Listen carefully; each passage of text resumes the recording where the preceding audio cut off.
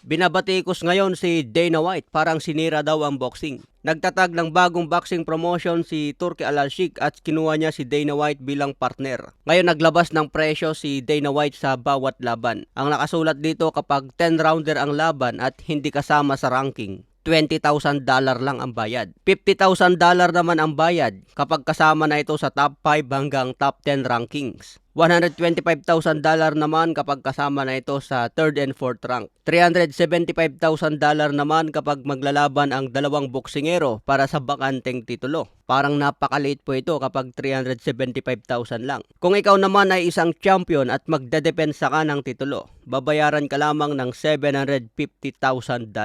Example po natin si Tank Davis, magdedepensa ng titulo kay Lamont Roach. So babayaran lang si Tank Davis ng $750,000.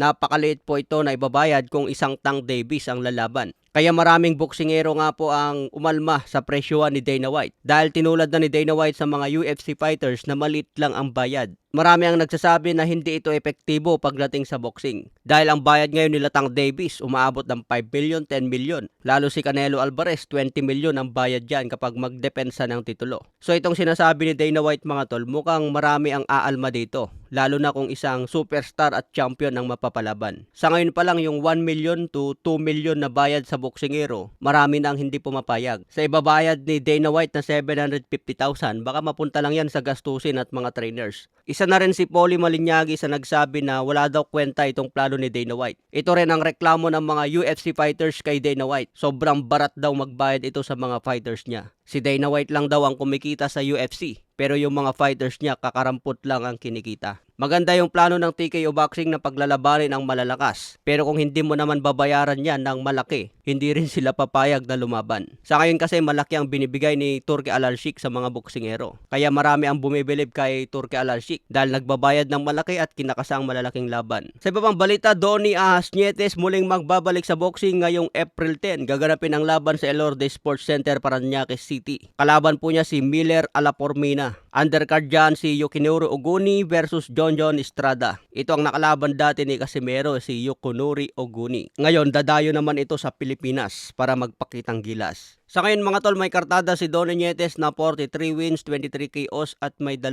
talo. Huling laban ni Donnie Nietes nagkaroon ng rematch kay Kazuto Ioka at natalo ito via unanimous decision. Noong 2022 pa ito mga tol. So 3 taon na po na tumigil sa pagboboxing si Donnie Nietes. Edad 42 na ngayon si Donnie Nietes mga tol. Mapapalaban siya ngayon sa mas bata sa kanya na si Miller. May kartadang 6 wins, 4 KOs, may 4 na talo.